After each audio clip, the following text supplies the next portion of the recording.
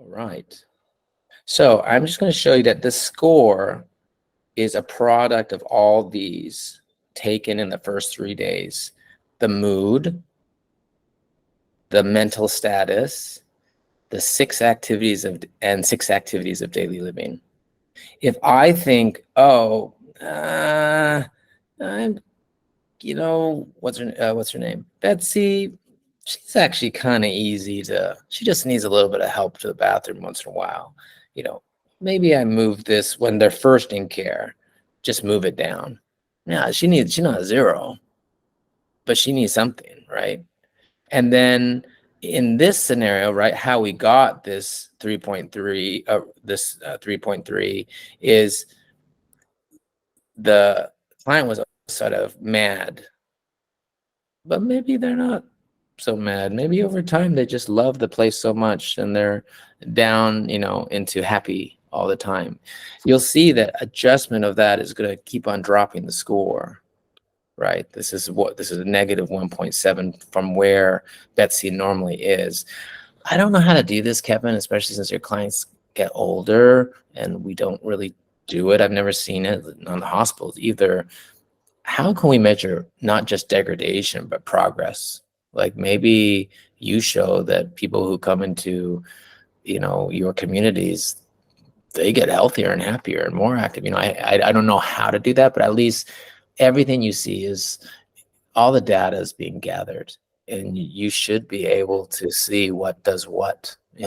People are actually, we still have to see if what the caregivers measure and say is reproducible, is quote valid, but I think it will be. Why wouldn't a caregiver know how the client is doing in terms of their mood and mental status and how much effort that they use to help them? Wilson, I'm kind of, can you hear me okay, Wilson? Yeah, it's great. Yeah, I'm kind of thinking as I look at this is how we might be able, like some of it's already there, but how we might be able to incorporate the geriatric 4Ms. You're probably going to hear more and more about the 5Ms, but mobility is there. So, obviously one thing I'd want to know is, as a caregiver, is how do I assess mobility? I mean, if someone's obviously bedbound, are they able to transfer on their own, that kind of thing? And can they ambulate independently? So, how would you assess that? But the other parts of the 4Ms, in addition to mobility, are mentation, what matters most, and I think, when you look at something like this, having the caregiver be able to see every day what matters most to that person, something to help identify. Maybe it's bingo, maybe it's some activity, but whatever it is being alert right away to what matters most to that person and how you can help address those needs. The other part of the 4Ms is medication. Got it. I'm constantly being aware of, the potential effects of medications. And as you know, we're kind of a part of the drive to deprescribe right now and try to get folks off meds that aren't absolutely necessary, and make sure they're on meds that they should be on. And the other is, multi-complexity. And it would be interesting to be able to see, as you said, whether function is improving or deteriorating over time. So if there was a way to kind of to score that, to see if the multi-complexity is actually getting less complex, Yeah.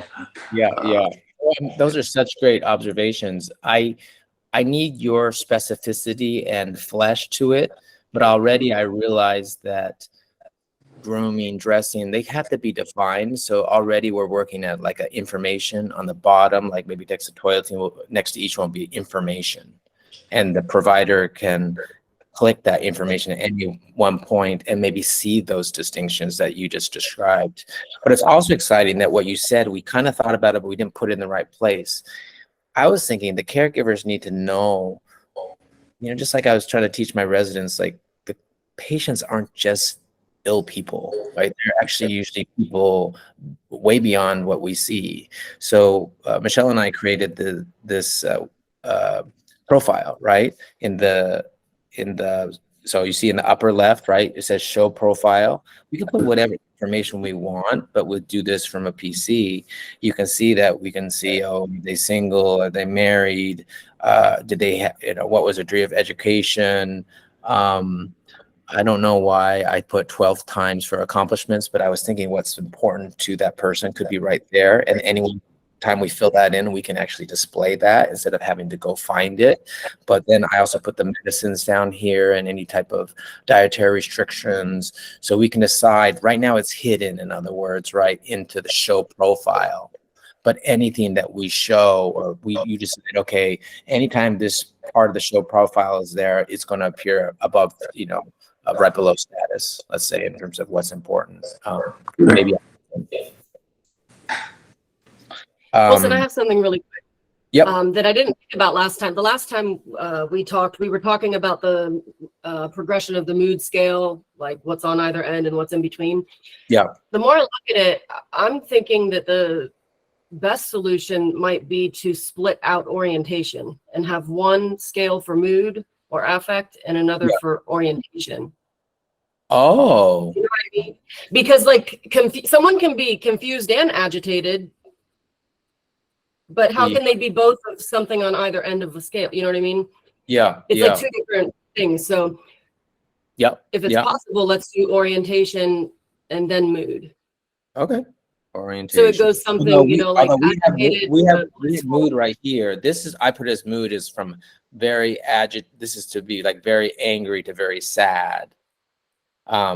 And then I have this sort of, mentation as agitated to confused. But yeah, you tell me how you want to slice it. This is how I was thinking that people are either going to be, like, I guess sometimes I would just train people to say, like, if you don't really know where you are and you're agitated, I'd just call you confused. That's because in the scaling, it doesn't really matter. It's basically someone is impossible to take care of. It's not going to, it would be so hard for the caregiver to take care of them. That's what the score is reflecting, not so much clinically. But yeah, we can put it whatever you want. And you give me the scale that that you want. And I just like, I try to do an educated guess, but basically I decided that either if your mental status is really bad, it's the same as mobility being really bad. So because they're going to be impossible to take care of. Yeah.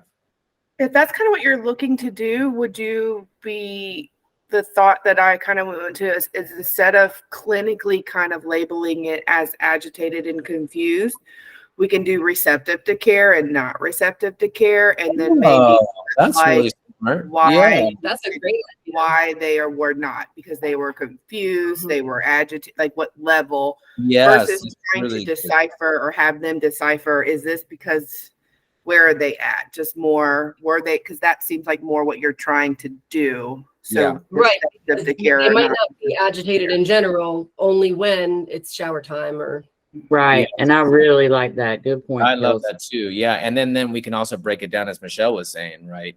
Right.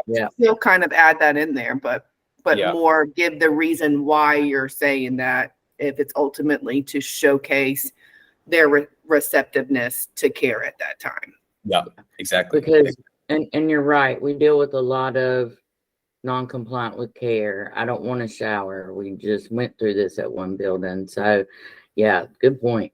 I like that. Yeah, really good. I think that this can be a discussion, or like our next discussion or something, Wilson, but I think that there is room, or it could be helpful to have mood also, since we're wanting to monitor changes and get ahead of the game, so if we have someone who has been pleasant or happy, but now all of a sudden has moods that are completely different, what's going on? Yeah, that's great. Maybe we could just keep it as is and then have under activities just a general receptive to care or not receptive to care, and then go to measure. I think right now I have a sense it's still a little bit too clicky. I mean, not clicky, but it's too quantitative. I don't, I decided, okay, I kind of know what half mobility means.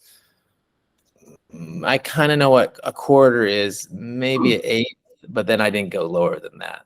But I think it's something to test, really see the care if it's useful to the caregivers. If they see it, they see all this. If they actually feel like they know what to expect or really captures their work with the individual.